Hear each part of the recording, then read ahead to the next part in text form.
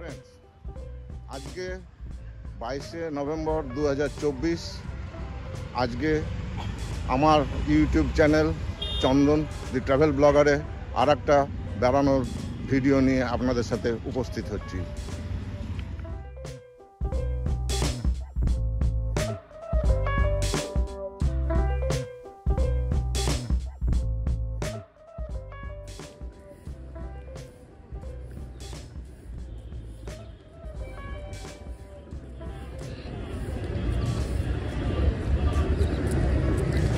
ধীরে ধীরে দুর্গাপুর স্টেশনে ঢুকছি। দুর্গাপুর স্টেশনটাকে এখন একেবারে নতুন করে সাজিয়ে নিয়েছে, খুব সুন্দর লাগছে। দুর্গাপুর স্টেশনে রং চং একদম ফার্স্ট ক্লাস করেছে। এই হলো বাইরের দৃশ্য। স্টেশনের বাইরেটা এত সুন্দর করে সাজিয়ে রেখেছে, খুব ভালো লাগছে। চারিদিকটা একদম একেবারে নতুন রকম করে সাজিয়ে রেখেছে, খুব খুব খুব সুন্দর লাগছে। এত neat and clean Durgapur station অনেক দিন আমি দেখিনি।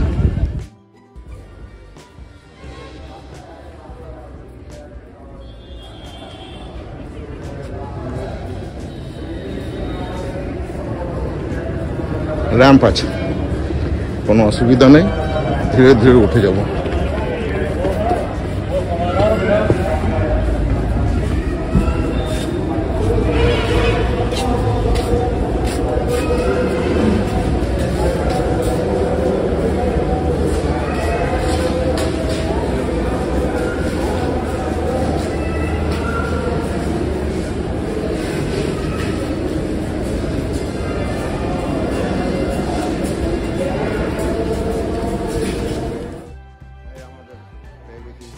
গ্রুপের একজন আসছে, বাকি সবাই এখান থেকে আমরা আজকে ধানবাদ অবধি যাব।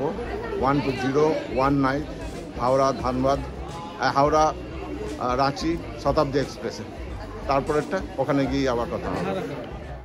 ট্রেনে চেপে পড়েছি, এবারে সোজা ধানবাদে গিয়ে নামবো। ধানবাদ থেকে আবার আর একটা ট্রেন ধরে আবার জার্নি আমাদের শুরু হবে।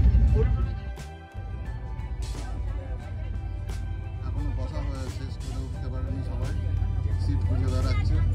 আমি জানলার ধারে বসে ভিডিও করতে শুরু করে সব দেখতে দেখতে যাবো, শুনতে শুনতে চলুন ভালো করে ঘুরে।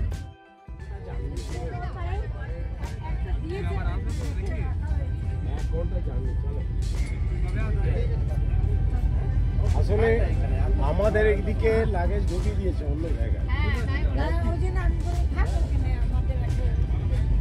ওখানে নিয়ে তুলে নিয়ে চলে যাবে বিহারের গাড়ি। স্যার, একদম একদম সব করে দেবো, সব করে দেবো। একদম হবে না, একদম হবে না।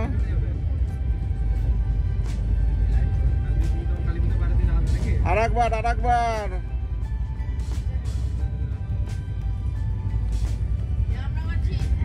সবাইকে নিচ্ছি, সবাইকে নিচ্ছি, সবাইকে নিচ্ছি।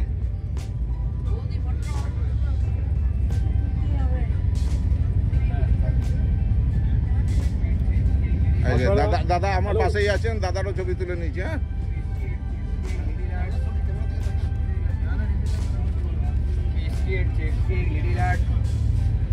হ্যাঁ, টোটাল টিম আমরা এখন যতজনকে দেখা যাচ্ছে আমরা সবাই মিলে একসাথে কেরালা বেড়াতে চলেছি। আপাতত ডেস্টিনেশন ধানবাদ। স্টেশনে পৌঁছে গেলাম, চোখের পলকে চলে আসছে সব স্টেশনগুলো। ধানবাদ একটু বেশিক্ষণ সময় লাগবে না, খুব তাড়াতাড়ি পৌঁছে যাবো। 9:35 টাইম আছে, মোটামুটি ইন টাইমেই পৌঁছে যাবো। ট্রেন ইন টাইমেই রান করছে। রানীগঞ্জ স্টেশনে পৌঁছে গেছি।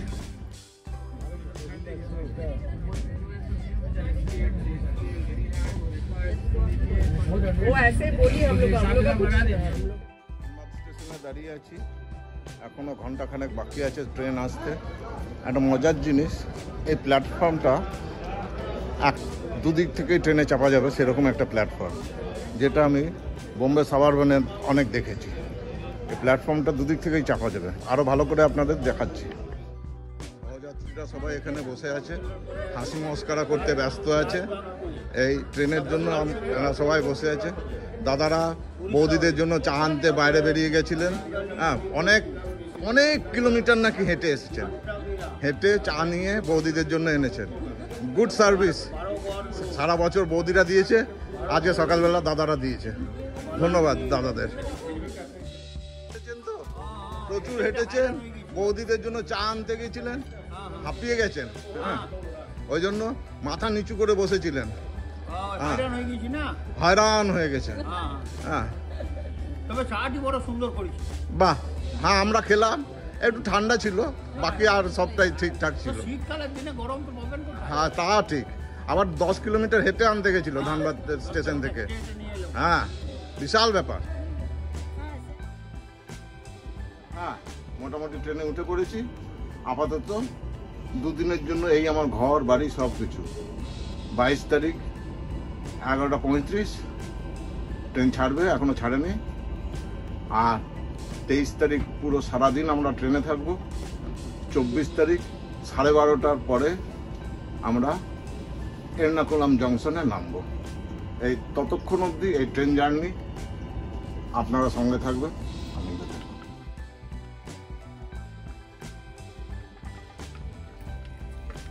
একটা নতুন ধরনের ধর্মীয় অনুষ্ঠান ট্রেনের মধ্যে চলছে। হ্যাঁ, অন্ধ্রপ্রদেশের এই ভদ্রলোকেরা সবাই কিন্তু সরকারি কর্মচারী।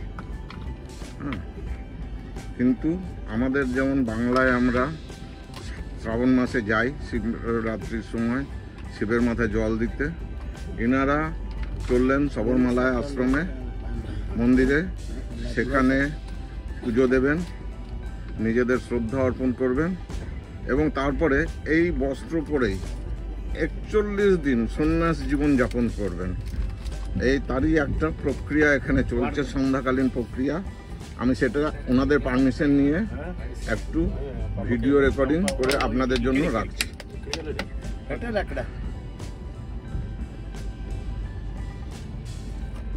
এই বাটির মধ্যে সমস্ত চন্দন, অগরু সমস্ত কিছু নিয়ে জল দিয়ে সেটাকে গোলা হচ্ছে, ভালো করে গুলছেন।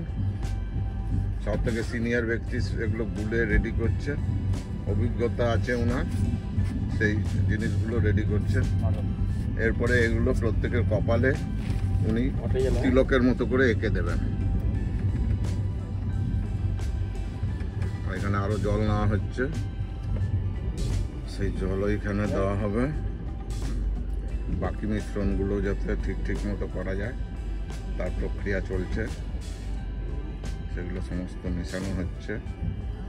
এটা একটা উপরি পাওনা ট্রেন জার্নিতে এরকমভাবে ধর্মীয় অনুষ্ঠানে সাক্ষী হতে পারাটা একটা সত্যিকারের উপরি পাওনা হিসেবে আমি নিজেকে ধন্য বলে মনে করছি। মাতার ফটোতে চন্দন লাগানো চলছে।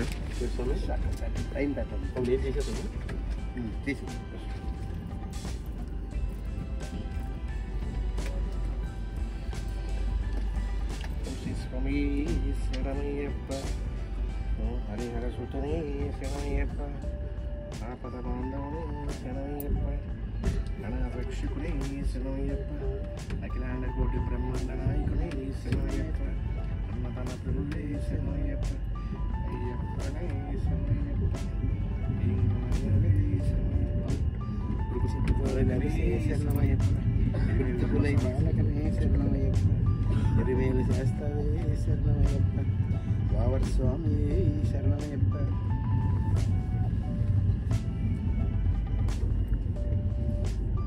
మొత్తం కలిపేస్తాను, పెట్టరు మొత్తం కలిపేస్తాను.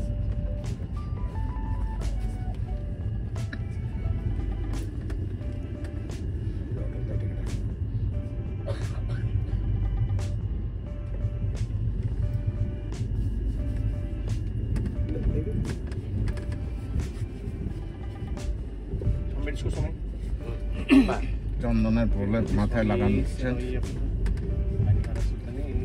মন্ত্রপাঠের মাধ্যমেই সেটা চলছে। হলুদ লাগানো চলছে। সম্পূর্ণ এবং একটি টিপ মাথায় এবং গলায় পরা হলো। এই ভদ্রলোকেরা এই ট্রেনে চেপে এর্নাকুলাম স্টেশনে নেমে সেখান থেকে আবার গাড়ি করে চলে যাবেন একদম পাম্বা বলে একটি শহরে। সেখান থেকে শবরমালা মন্দিরে এনারা হেঁটে হেঁটে উঠবেন এবং সেইখানে পুজো অর্চনা যা করার সব করবেন, করার পরে বাড়ি ফিরে আসবেন। বাড়ি ফিরে আসার পরে সবথেকে মজার ব্যাপারটা হচ্ছে যে এনারা বাড়িতে 41 দিন সন্ন্যাস জীবন যাপন করবেন। সন্ন্যাস জীবন মানে বিছানায় শোবেন না, খাট বিছানায় শোবেন না, মাটিতে শোবেন, মাটিতে থাকবেন, সাত্ত্বিক আহার করবেন এবং এইভাবেই ওনারা 41 দিন কাটাবেন। তারপরে 41 দিন পূর্ণ হয়ে যাওয়ার পরে এনাদের এই যে কালো বস্ত্র পরিত্যাগ করে আবার গৃহী হবেন। এটা এনাদের বিশ্বাস যে কোনো মানত করলে সেটা পূর্ণ হলে এইভাবে ভগবানের কাছে নিজেদেরকে নিবেদন করতে হয়। একটা নতুন ধরনের আধ্যাত্মিক চেতনার বিকাশ এখানে আমি দেখতে পেলাম এবং বিশ্বাস দেখতে পেলাম, সেটা সবার সামনে আমি তুলে দিলাম। অনেকেই এটা প্রশ্ন করছে যে ট্রেনের মধ্যে এটা কি হচ্ছে, হোয়াট ইজ গোয়িং অন? সবাই কালো জামা কালো লুঙ্গি পরে হাজার হাজার লোক ঘুরে বেড়াচ্ছে। ব্যাপারটা ভাষার একটা ব্যারিয়ার আছে, সেই ব্যারিয়ারকে অতিক্রম করে হিন্দিতে ইংলিশে যতটুকু আমি জানতে পেরেছি এটা হচ্ছে সেই ঘটনা। এরপরে আরও যদি কারোর কোনো দর্শকের আরও কিছু জানা থাকে সেটা আমাদেরকে জানালে আমরা বাধিত হব। ধন্যবাদ।